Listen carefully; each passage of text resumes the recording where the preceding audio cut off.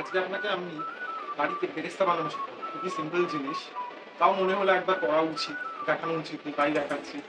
খুবই simple, hardly 10 minutes লাগবে বেরেস্তা বানাতে। তো সেটা দেখা যাক, আপনারাও একটু দেখুন।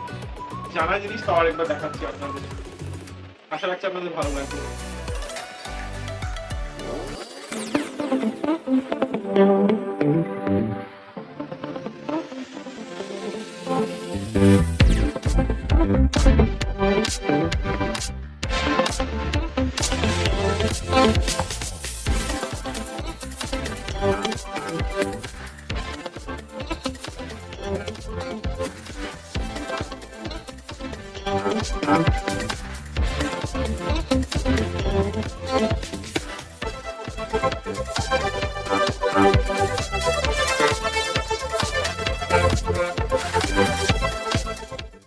পেঁয়াজ নিয়ে নিয়েছি, সেটাকে ফাইনালি আমি কেটে নেব।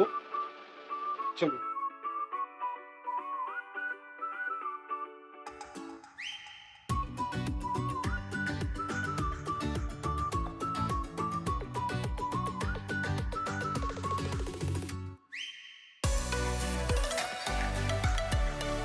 পেঁয়াজগুলোকে আমি ছাড়িয়ে নিয়েছি, এবার এগুলোকে আমি ফাইন স্লাইসেস করে নেব।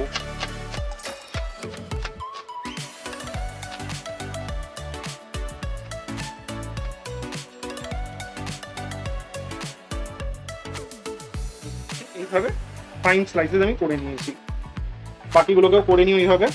তো দেখতেই পাচ্ছেন যে এখানে আমি দুখানা অনিয়ন পুরো স্লাইস করে নিয়েছি। নিয়ে আমি একটা কন্টেনারে এগুলোকে তুলবো। তুলে দেখছেন এখানে কন্টেনারে আমি বাটির মধ্যে পেঁয়াজগুলো তুলে নিয়েছি। নিয়ে এগুলোকে হাত দিয়ে একটুখানি করে লুজ করে দেবো আমি।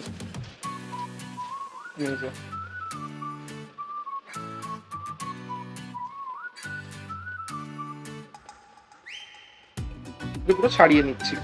হ্যাঁ, একটুখানি মানে কষ্টের ব্যাপার, কারণ অনেকটা ঝাঁঝ বেরোবে পেঁয়াজ থেকে, তো চোখ জ্বলতে পারে।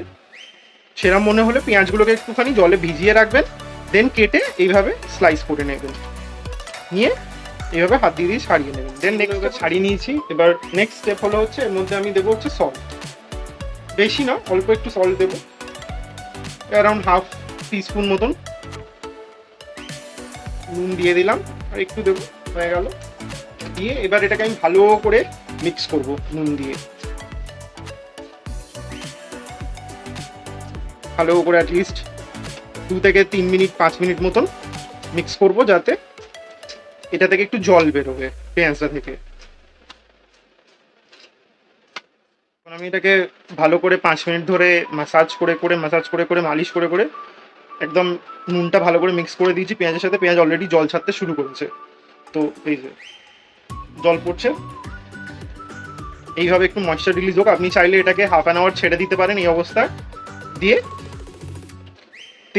তেলের মধ্যে তেল ভালোভাবে গরম হবে, দেন 2 বা 3টে ব্যাচে ফ্রাই করবেন। ঠিক আছে, এটা কড়া নিয়ে নিয়েছি। এবার এর মধ্যে বেরেস্তাটা ভাজবার জন্য প্রায় অ্যারাউন্ড 6 থেকে 8 টেবিল স্পুন তেল দেবেন।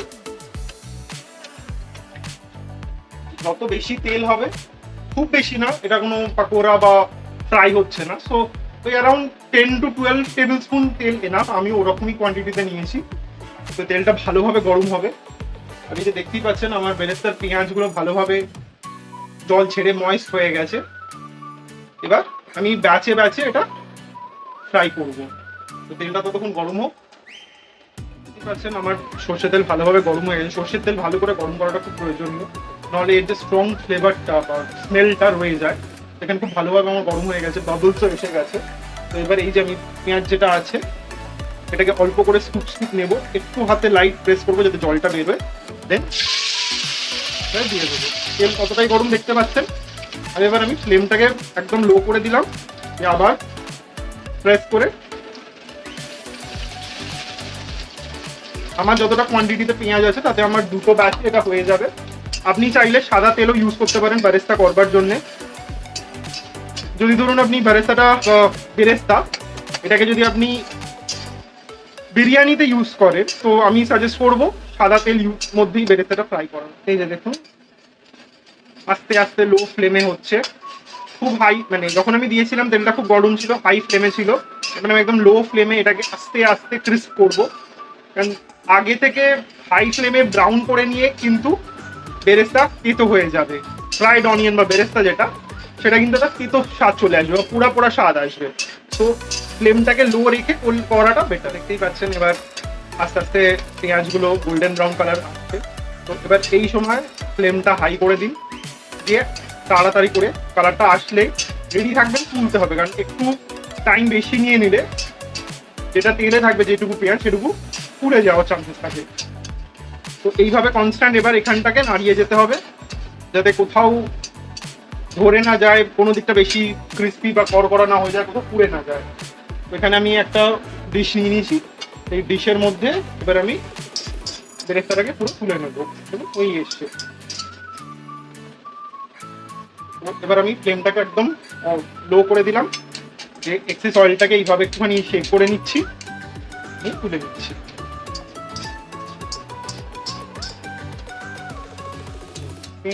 এই সেকেন্ড ব্যাচ আমি দিয়ে দিচ্ছি।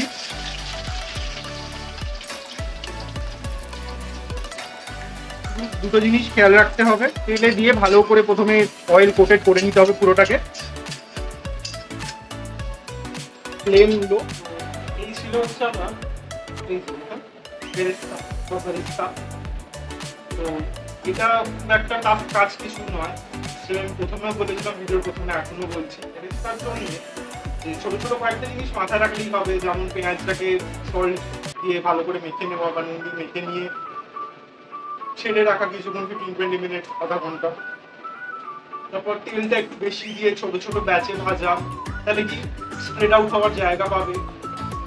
তারপর হচ্ছে টেম্পারেচারটা কন্ট্রোল করা। টেম্পারেচারটা যদি আপনি কন্ট্রোল করতে পারেন তাহলে আপনার বেরেস্তাটা এরকম ক্রিস্পি হবে, পুড়ে যাবে না, এবং সারা সারা থাকবে। খুব ইজি জিনিস, আপনি ইজিলি এটা বাড়িতে বানাতে পারেন।